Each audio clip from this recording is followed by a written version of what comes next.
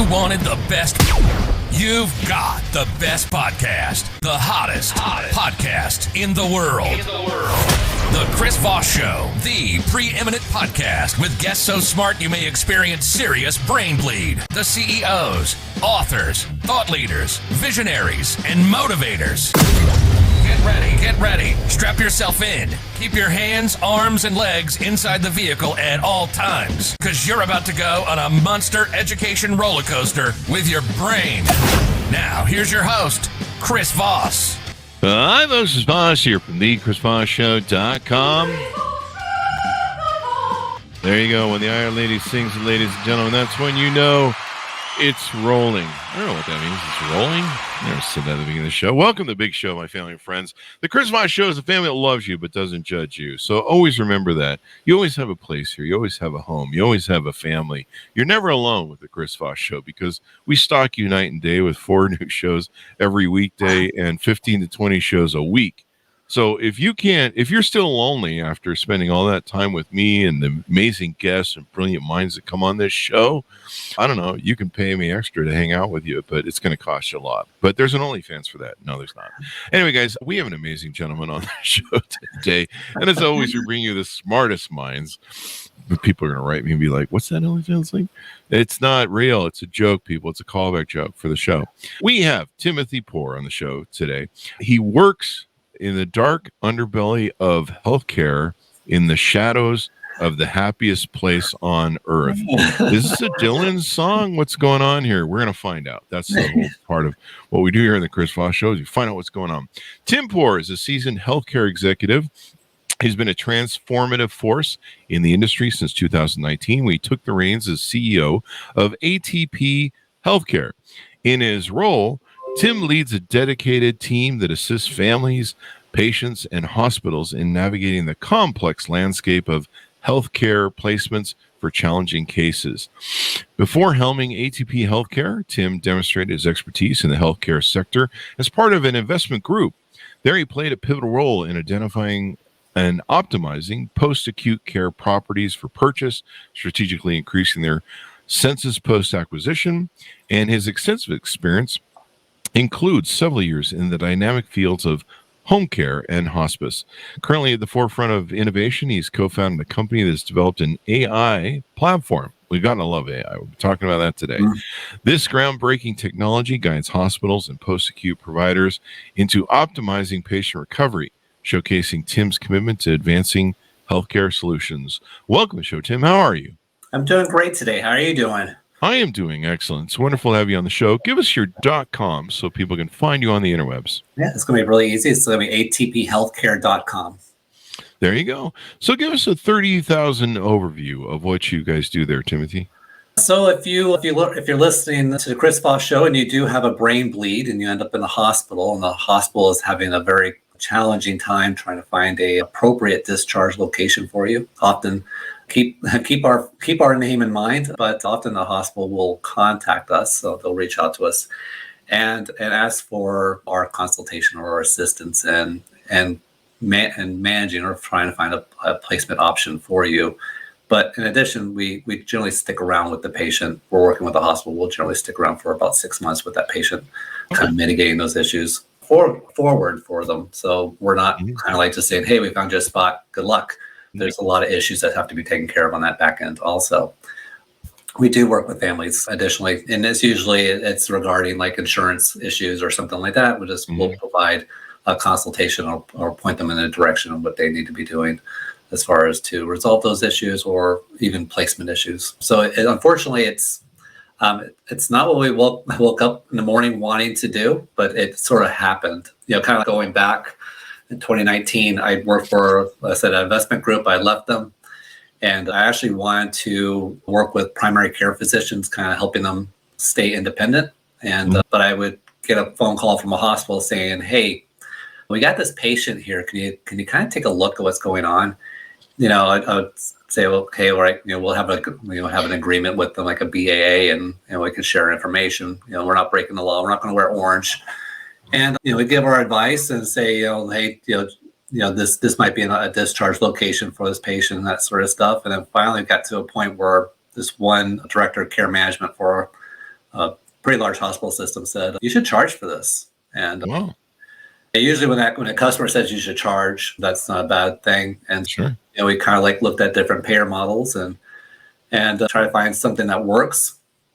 And we got to doing this quite a bit, and kind of kept seeing this like the same issues again and again and again on these really complex patients. Case management in a hospital, they are the heroes of the hospital. They are by far the smartest people in the building. No offense to neurosurgeons and a lot of your physicians, they're very smart people too. But case management, they can juggle so many things at one time and keep it together. It's absolutely amazing. And on these really complex cases where they just don't have the bandwidth, that's what the problem is. We're able to assist them with those patients, and and that we kept seeing there was the same sort of issues again and again. And when you see a pattern, a machine can be trained to work on that. Oh. And so we started looking at other groups that could be studying this or it could be approaching this problem in maybe a different way. And we found some wonderful people over at Attention Analytics. And we began talking to them a number of years ago and kind of going through the details and what are the issues. We've got to work with a skilled nursing operator and really kind of like bear down and see what the issues with them as far as flow through for patients and that sort of stuff. So our AI platform that we have developed works with hospital systems and post-acute care providers, and it transitions that patient all the way through. Wow. Yeah. So it's a pretty powerful tool. AI is going to help the future in healthcare. We probably need that more than ever with, how complex healthcare is. It's complex, it's expensive, and it's understaffed. Yeah. Now you have two branches for your company, I think. So one for hospitals, providers, insurance company, the other for individuals and families for managing the process of senior care. So probably a patient advocate at that point with individuals and families. Yeah, a very dogged patient advocate. Since we are working for the patient, we have no problems with telling somebody to go F off and go entertain themselves. We will do that on their behalf anytime. And when we're giving an opinion, it is our expert opinion that we're supporting this with data. Typically, it's a lot of times it's going to be long-term inspection data. It may not be short-term rehab or something like that. But there's data behind this. It's not a financial motivation from whoever's given us the best deal. Most of the folks that we work with really can't afford our services, and so we're happy to point people in the right direction. Say, hey, this is what you need to be doing, and you just do X, Y, and Z, and this should help you. And if you need help, you can call us back. That's probably 95% of our calls. Very seldom do we actually get into a situation where, okay, we're going to have to talk about this, and this is going to be a while, and we're really going to need you to sign up for a subscription service. It's not really our goal. We just want to get you moving back and forth. We'll give you the information that you need to do to make the decisions you have to have, and then go forward from there. Does insurance help cover this, or Medicare, Medicaid, any of that sort of stuff? No. Out of pocket. There's in the Affordable Care Act. There is provisions for, we're considered a case management support company, and there's provisions in there for that. But there really isn't anything in there where that you can bill for Medicare for. Interesting. And there are individuals who are case managers who can do like the pre-authorizations and that sort of stuff. That you can hire, but you're still hiring them. Their services aren't covered by Medicare. Interesting.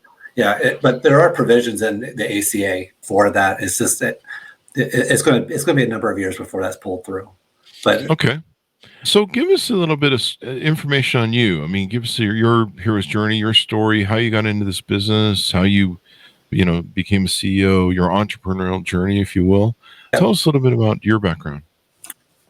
I had a fascination when I was in grad school. I was a Georgia Bulldog in grad school. So that we're pretty obnoxious right now. But Alabama's this weekend, so I don't know when this airs, but Alabama's this weekend. There will be blood. Yeah, and when I was there, I was biochemistry, and I also had this hobby of working on export controls. So that's basically like how technologies are allowed to be, traded or used by other organizations, other countries. And, I had a keen interest on that. I did that for several years, and then I actually moved back down to Florida, where I was originally from, to work with my folks. My parents were talking about retiring, and they were in the housing industry, and that was about 2007. So yeah, good timing on that. But really learned how to run an operation on a very lean budget. But that was pretty critical later on in life. I did that for a number of years and then moved into healthcare. I was like, enough of this. Yeah. It was kind of a wild time back then, definitely. And healthcare is definitely, as more baby boomers are retiring more than ever. I mean, you have the largest group of Americans, I think, pretty much at this point retiring, and they want to live long and spend their money doing it. And I think they have most of the money for them. And there's challenges too with it also, because there's also a large number of individuals who really don't have any money, and they don't have the money for post-acute care. That makes it very, very challenging. It's expensive, to say the least. There you go. So you guys are developing AI, or you have AI currently working that can help. What is the complexity that you guys are solving? I mean, we all kind of know what it is, but give us the wrap up from your end of how complex it is to, take on this elephant that you guys put on your website. It's on the AI side. There are numerous parties involved in the care of an individual once they cross the threshold of an ER, and there's sometimes these personalities, these different groups can be at odds. They have different goals, and that's just inside a hospital. When you throw in something that's post-acute care, you're basically crossing the event horizon, and you're going into a black hole, because the rules are completely different. What is considered shinola in a hospital is literally a shit in a post-acute care arena. And individuals with like excellent commercial insurance plans, the hospital is going to do everything they can for you. But if you have Medicaid or Medicare, those are challenges in a hospital system, whereas just the exact opposite in post-acute care. Commercial insurance is kind of like, what do we do with this? Just put it over there in the corner, like type deal. Medicare and Medicaid are what you're seeking, specifically Medicare, more so than anything, more so than managed Medicare in most cases. Medicaid is very beneficial. Many times people when we speak with a family member or anyone on Medicaid, they often think it's just something for lazy people. That lazy people is about over 3/4 of the U.S. population is going to require Medicaid or requires Medicaid. It's at some point in their life. I mean, it's very instrumental, and it's the payer for a lot of your copays. It's the payer for a lot of your long-term care. Wow. Anything that's going to be, you're at home, or if you're in a community setting or a facility setting, the payer for the vast majority of that's going to be Medicaid. So that's always something they kind of need to, speak to your local elected officials about, and making sure that's funded properly. And unfortunately, it's not always funded properly. When it's not funded properly, it becomes very difficult for post-acute care providers to operate at the top of their license. For example, a patient who's on a ventilator requires a mechanical machine to keep their lungs open so they can breathe air. If you have a state of Florida has roughly, let me just check real quick. So we're going to be looking at state of Florida has roughly 20 level 1, level 2 trauma centers throughout the state. Let's just say roughly. And, average bed size can be about 500 beds. There's going to be quite a few of those individuals who, because it's a trauma center, this is a severe injury, they're going to require a ventilation for the rest of their life. And there's literally only maybe half a dozen skilled nursing facilities in the state of Florida that can handle a vent. Really? Wow. There were more, but the reimbursement is just too low for what it costs to pay employees, what it costs to pay a respiratory therapist, to pay for the equipment. It just becomes a very challenge. And typically those facilities, you want to make sure Medicare is present on the front end for those patients. So, Wow. and a lot of states, we end up having to look outside that state for placement for those patients. Wow. LTACs are an option in some cases, but LTACs are only going to take that patient typically if they have a plan for what's going to happen when they can't get that patient to recover, or they can't wean that patient off that ventilator. Wow. It's unfortunate. Our company really shouldn't exist, and yet this is a situation that we're in. Yeah, I mean, healthcare is complex. I mean, just trying to figure out my insurance every year is what's going on with it and what I'm paying for that I never use. Your deductible is probably growing more and more, and you're sitting there saying to yourself, "But are the services really getting?" I haven't used any of my deductible in 35 years. I think I'll be using it next year for a hernia injury, but even then, I think I'm paying most of it deductible, the upfront, whatever the hell it is, and I don't mind that, just as long as it's cheap. I've got $1 or $2, but yeah, this is really interesting. My sister is in a care center, and do you do avocation for people in care centers, things like that? I imagine they would have to be able to pay you out of pocket.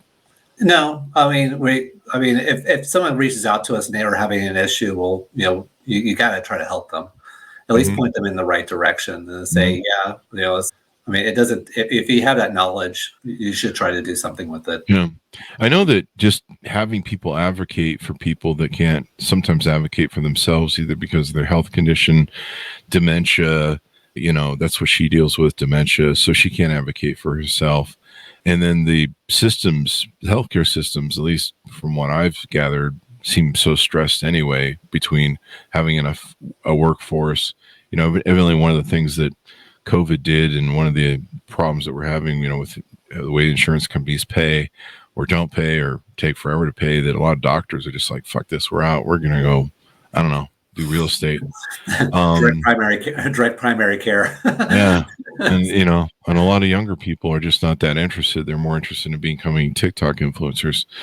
And so there's a real glut coming down the pike, from what I understand, in healthcare, in doctors, nurses, providers, and it doesn't look good. It doesn't look good the way it's going.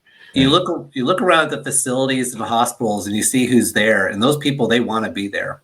Yeah. They wake up every morning, wanting to do the best damn job that they can do. And we really need to work to make sure that they have the tools and resources to do their jobs.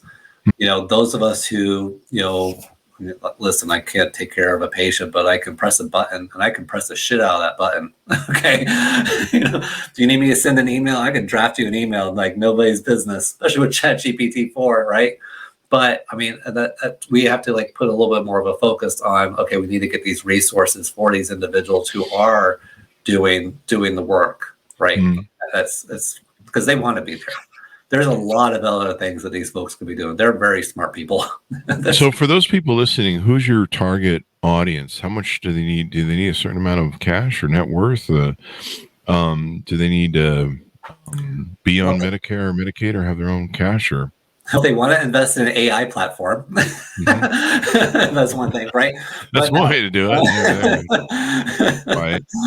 But no, so most individuals, most states, it's about, the cutoff is between $1,800 to $2,400 per month.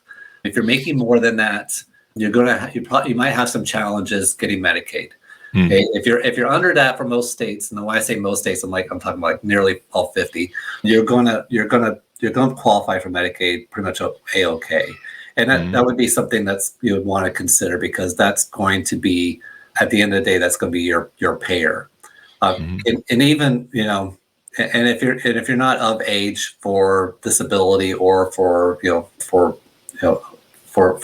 or Medicaid, you need to also take a look at life insurance policies that have a nursing home or long-term care benefit. But we really want a long-term care benefit, something that could be used that's going to keep you home in your place of residence, right?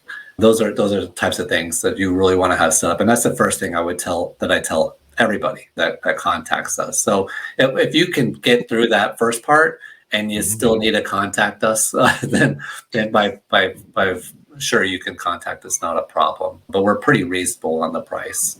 There you go. You have to be, because I mean, the vast majority of the people, they're looking at Medicaid. They can't. They're not rich.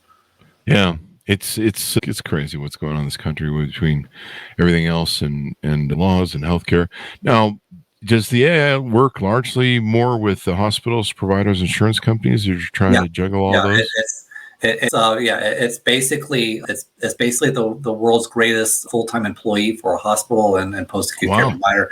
It's pulling through and going through all that data, and as much as the healthcare organizations are comfortable with it, it can follow their rules however they want it to follow them. Oh, really? So they have to set up rules and say, okay, this is what we're okay with, and this is what we're not okay with. This is what we want to be checked back with on decisions, right? And then you have to have some sort of human control in that. Mm-hmm. Right, so does it help them? Maybe, I know one pain point for hospitals and doctors is getting paid from insurance companies. Does it help them get paid maybe better and faster? That's definitely something that it would do. Yeah, you guys are on track. It's doing it pretty regularly, right? I mean, it's and it understands the rules. There you go. And so you put the rules in to tell to follow what you're looking for. And I imagine it helps with the workflow of, okay, move this patient there at this point, things along those lines? Yeah. There you go. And the AI comes to healthcare. That'll be great. I can't It's already there. There you go. Healthcare is actually really kind of slow and up on the uptake. There's a lot of this has already been present in most other industries, and it is just kind of like a lot of us were kind of just like sitting around saying, what's going to be the thing that tips it over the edge here and gets it rolling. And unfortunately, it's probably what we were having to deal with for a couple of years there. I don't even want to talk about that thing. I hate that thing so much. And you guys, and it helps assist hospitals in placing difficult patients. So like complexities like obesity, criminal records, geriatric diseases, drug abuse, no payer source. So it helps decide, figure out who's paying, who's not, drug abuse, maybe who not to give fentanyl to, or those types of decisions on who to give or not give, that's the clinical decision. And they need to be making that decision. But when it actually comes down towards like the workflow of the platform, it can assist in showing what are the options for those organizations that are involved to help pull that patient through. Because a lot of the times it's how the systems work. Many healthcare systems in the hospital side, they work in a very compartmentalized, even in a hospital. So you'll have multiple teams trading off a patient throughout the patient's recovery, which it's like, how can you do that? And all, it's because there's so many patients and there's so few people that you have to kind of do it in that sort of situation. You can't just have one person just stay with the entire patient. So in this case, the AI is actually what's staying with the patient the entire time. Wow. I'm reading some of the case studies you have on your website, and this is really interesting. I never really thought that, after you have some sort of trauma or injury, that, there's follow-up care that needs to take place. And I've been kind of lucky in my life at not dealing with that, knock on wood. But I never really thought about it. But, it looks like there's a real thing with placing people after in short-term rehab. ATP healthcare helps assist in getting the facility and the insurance and transportation. Transportation is always a pain in the ass for stuff too, and getting that all done. Are opioid dependent? There's a case study you have on here. Is opioid dependent people like my sister who live on fentanyl because they just have to? Yeah. There you go. I was just wondering if that term applied to her. I'm just after my own stuff here at this point. But no, it's good. This is good educational stuff, because I hope I never reach that point, but there are times when that comes. But yeah, these are interesting. I never knew there's so much different stuff that goes into this post-care. Yeah, and the other thing is that we're still experiencing a lot of the ripple effects from COVID. We mentioned we talked a bit about the workforce issues, but you also have to kind of think about, there's a lot of cases where people were supposed to get surgeries and it didn't happen. Right. And so one type of surgery is surgery for patients who are bariatric or extreme bariatric, which they were going to go and have some sort of like reduction surgery or something like that. And that was just really for 2 years, that was essentially put on hold. And, so you have individuals who were appropriate for surgery at a certain point. Maybe they're not appropriate for it anymore. Maybe their health is deteriorated because of that now. Now we have those extra effects. So when we started the company, and originally we were just, it was just a bunch of hospitals in Florida that, had our phone number written on a bathroom wall somewhere. So it's for a good time, call ATP or something. But what's that number? Right. It's pretty easy to find. 15309. That's it.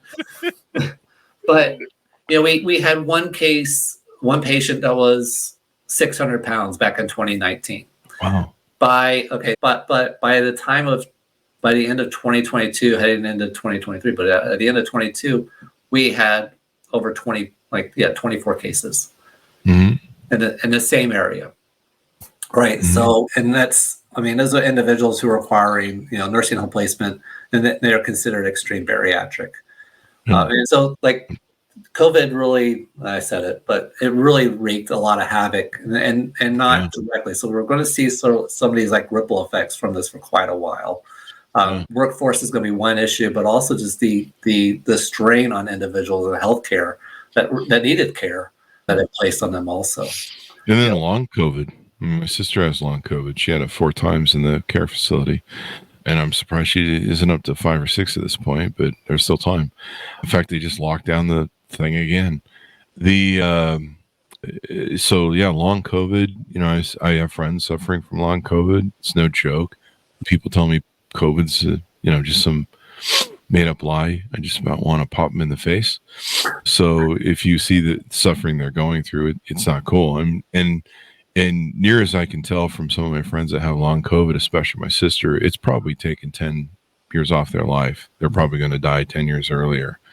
I'm no doctor, but that's just from what you can tell. And I think a couple of my friends have said that. They go, I'm pretty sure this took 10 years off my life, and some of the cases are pretty extreme. The body just reacted in such a way that it did damage to itself in trying to eradicate the disease that it didn't have a blueprint for. And it just damaged its own things in the swelling that a body does to combat disease. One thing I noticed on your website for individual and family services, it looks like you handle like moving estate sales, selling your home. And I mentioned the AI handles this placement, insurance audits. That's AI doesn't touch that or anything like that. Okay. That's something we work. The AI is strictly with on the hospital side. We will, and the post-acute care provider side, and that's sort of like that is a local network. That we will work with you to find the people that can do that in your area. Power of attorney, caregivers, and things. This is a big deal for I think a lot of people that are having their parents and loved ones, go into early stage dementia, go into healthcare issues. I know, for my immediate family, being at home and spending all their time at home, if they're in some sort of care, is really important to them, because I don't want to die in a hospital either. I don't even like being in a hospital for 5 minutes. Oh, the ginger ale! They get all that ginger ale. It's great. Is ginger ale? Is it? Wait, sign me up then. As long as I can mix it with vodka, I'll start drinking again once I get back into a hospital. But handling some of these different things as somebody when you become a caregiver and stuff is definitely daunting. My mom's got like some file that's down an inch thick of all the things that need to be taken care of, both for my sister and for her, if things were going to go into it. And it's just something you have to kind of plan for as you get older, and you're going to have to take care of your family members. And I think more and more the studies show that more and more families are taking care of their elderly loved ones at home. Yeah. And so it's more complex, especially when you need caregivers to come to the house to take care of everything between dementia care, Parkinson's, Alzheimer's. I've got friends that have Alzheimer's parents they're taking care of, and it's tough. It's tough to be a caregiver in that case, but you definitely see the signs of it too, because in the health economy, there's a company that was a few years ago. It was a wonderful idea, care pods, where they would put everything that you need, literally like in a pod, and it would be there for you. That was a wonderful idea. But now we have groups like Care Academy, where you can go online and it's going to tell a family member, what do you need to educate yourself on, what can you do in order for you to provide a care for your loved one. Really? And it's a really a great idea. I mean, it's and actually through Medicaid long-term care and a lot of states, they will pay a caregiver, a family member, to be essentially a CNA, because they understand, like, you're taking care of this person now, you're not really working. I can't really do this sort of stuff. Those managed Medicaid companies will say, we will pay you as an employee for $18, $19 an hour. It's not a whole lot, but it's something at least. So we see that provision in a lot of states where they'll allow it for Medicaid long-term care individuals to stay home. It's a lot cheaper to do that. I would much rather do that as a state than to pay for long-term care in a nursing home. Yeah. I mean, there's a certain point where when it takes 2 or 3 people to shower you, lift you out of bed, and put you in your chair and stuff, that, you have to be in a facility. But I know that, no one wants to be in a, there's some people that really love being in a hospital. Maybe they like the food or something. There are some individuals, there's the cases we've worked on where, the hospitals contact us and the patient's been there for over a year. And it's like, this patient has rights, they have to be formally evicted at this time. Wow. It's because this is, if they're receiving mail, right? Oh my God. So like one of our first ideas for an advertisement was going to be to have a Roomba. Right, we show a Roomba, because this patient, we showed this is back before COVID, would go to a hospital in person. This patient, oh my God, there's this Roomba like rolling around the hospital, like on the floor and stuff like that. I was like, that's really cool. You guys have that for, to keep the place clean and stuff like that. And they're like shaking their head. It's like, what the fuck? Like, I go into the guy's room and there's like Amazon boxes, like Prime boxes stacked. Like, holy crap! The guy's just moved in, like, man. He's got a couch. His sister, he says, I thought I would just like, help, keep the place clean. been there for so long. Got him a Roomba. Roomba. I guess there's people like that. But yeah, there's the more power that can be given to caregivers and families that go through this, because it's a tough road. And it's unfortunate where my mom is retired, so she can handle my sister's issues, but eventually they're gonna, I'm gonna have to deal with them, and the paperwork and the there's whatever the rules are for Medicaid, Medicare. I still don't even understand what all that is. I kind of have a relative idea, but I kind of don't want to know at this point until I have to. But Chris, I'm not gonna let you off this show without knowing what that is. I know it's important and stuff, but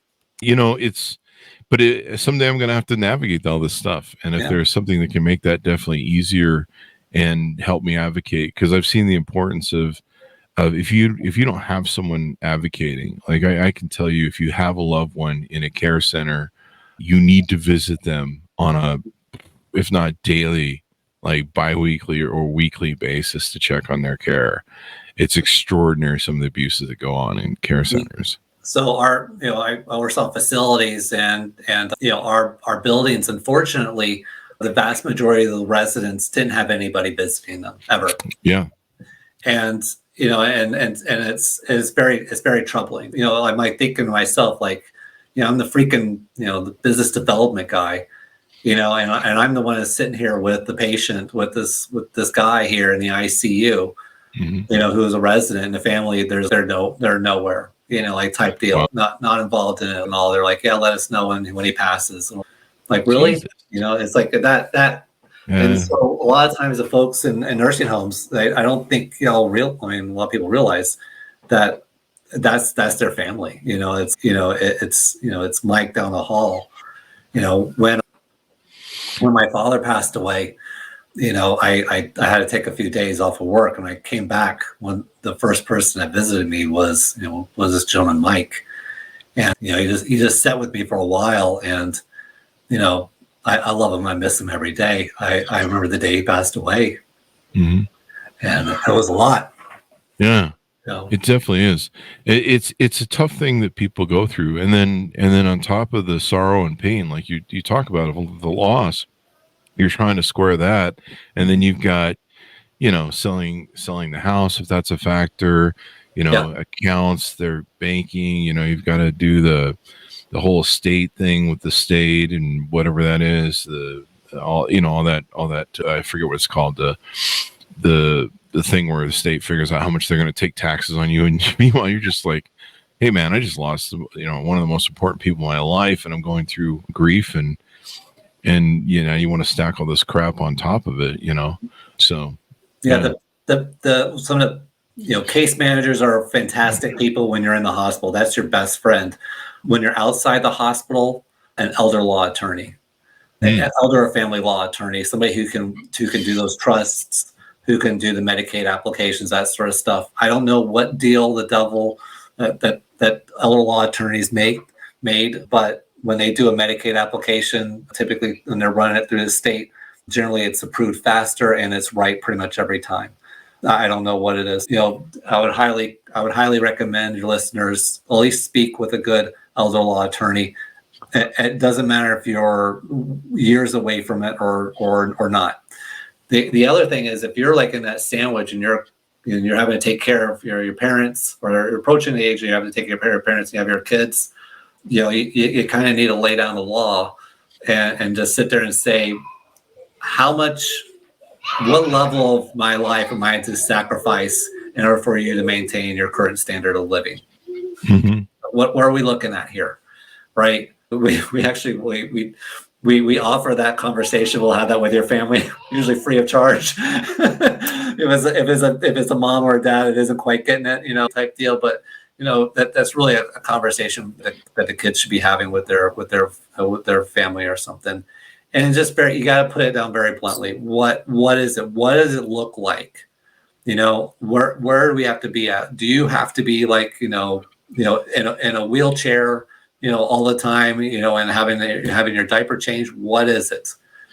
And once you have that, and as tough as it is, once you have that information, where that line is at. Mm-hmm. Make them stick to it, right? And say, oh, okay, this is what it is, all right. And when you fell last week or something like that, or you left the stove on, type deal. Okay, we're going to start looking at Plan B now, And that's, put it that bluntly to them, but that's we're all on the same page. Yeah. Everyone thinks everything's going to be fine, and this shit ain't going to be fine. I'm telling you, it is not. It's really rough. Yeah. And so the more support you can give, do you guys see yourself developing other variations or other silos in the AI segment of dealing with some of the other issues that we have? Or you? Yeah. Because especially it'd be much more beneficial just to have somebody, they could just go on and just chat with an AI system and say, they would come to ATP Healthcare or something like that. And what we're working on is just having a system for chat where they could just answer the questions they need, point them in the right direction, and then allow them to move on.